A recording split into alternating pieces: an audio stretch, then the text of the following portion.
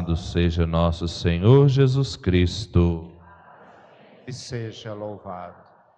Queridos seminaristas, queridos irmãos em Cristo, povo de Deus, povo bom, povo que reza, os textos bíblicos que a Sagrada Liturgia nos apresentam hoje retratam cenas belíssimas que apontam para o martírio, para a morte dos apóstolos Pedro e Paulo, dois grandes santos que mereceram ser chamados as colunas da igreja.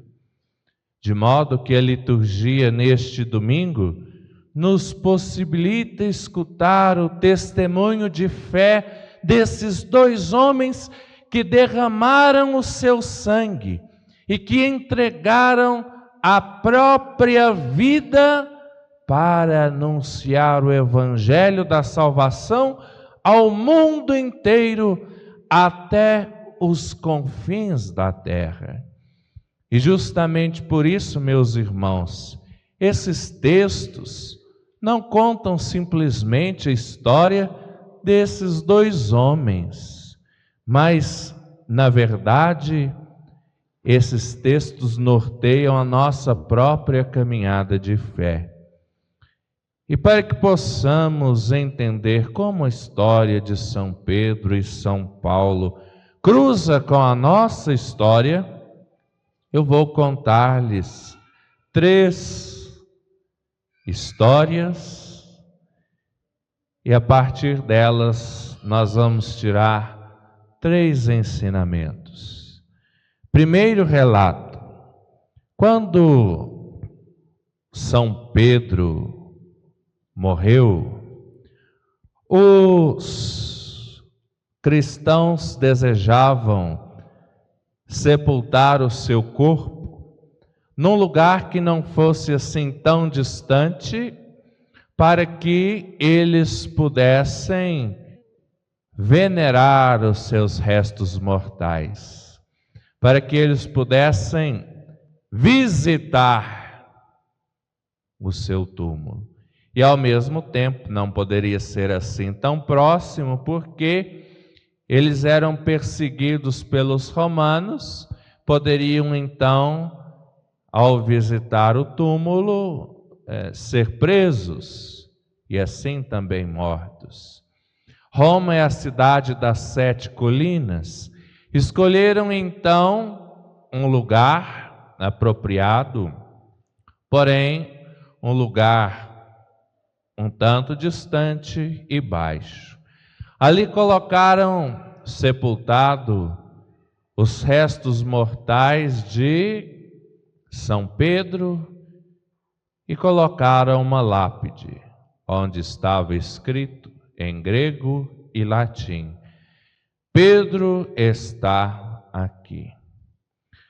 Com o tempo, os cristãos já não mais eram perseguidos, construíram ali uma pequenina capela, mas que com o tempo já não mais comportava a grande quantidade de peregrinos que mundo afora saíam para visitar e suplicar uma graça a Pedro. Veio então a ideia de construir uma grande basílica. Aterraram aquele lugar até o plano ao topo da colina e no alto construíram uma grande basílica, mas que com o tempo, sofrendo tantas adversidades e um grande incêndio, foi necessário ser reconstruída. Construíram então uma nova basílica dedicada a São Pedro, que é aquela que muitas vezes nós vemos na televisão, onde o Papa sai pela janela, faz as suas catequeses e abençoa os peregrinos. E para nós, aquela verdade sempre foi conservada, de que Pedro estava ali. Mas acontece que nos tempos em que vivemos, onde a ciência tem dúvidas, coloca a fé em xeque, muitos diziam que aquilo era balela, mentira, invenção da igreja. Até que pelos idos de 1940, o Papa Pio XII ordenou que fossem feitas escavações no subsolo da Basílica. E ali, entre tantos corpos, encontraram num lugar uma ossada, alguns ossos, uma pedra quebrada, reuniram e ali estava a inscrição em grego e latim: Pedro está aqui.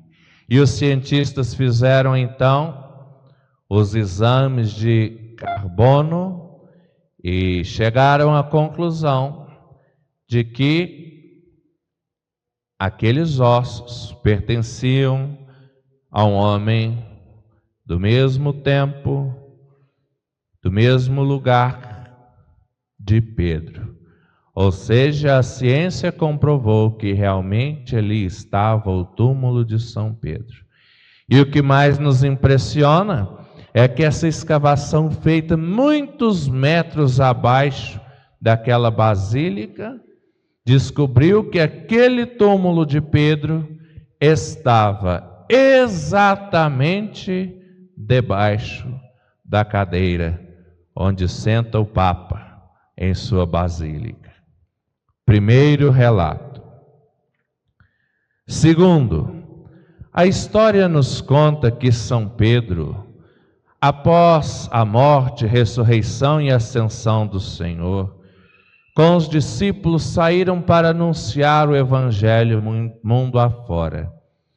Pedro estava em Roma quando o imperador Nero colocou fogo e acusou os cristãos. E os cristãos começaram a ser perseguidos. São Pedro ficou com medo e pensou em deixar tudo para trás. Pensou em desistir. Quis voltar às suas origens. Cruzou aquelas muralhas, saiu pela Via Ápia em direção novamente a Jerusalém. Mas no meio do caminho, uma grande luz surgiu e nela ele viu o Cristo ressuscitado. São Pedro caiu de joelhos e exclamou: Quo vadis, Domine? Que quer dizer: onde vais, Senhor? Nosso Senhor, olhando para Pedro, disse: eu vou a Roma. Vou a Roma para ser crucificado em seu lugar. Pedro, então, percebendo seu erro, encheu-se de coragem, levantou e voltou a Roma para novamente pregar o Evangelho. E lá foi preso e crucificado. Mas disse: não mereço ser crucificado como Cristo meu mestre. Quero ser crucificado de cabeça para baixo. Terceiro relato.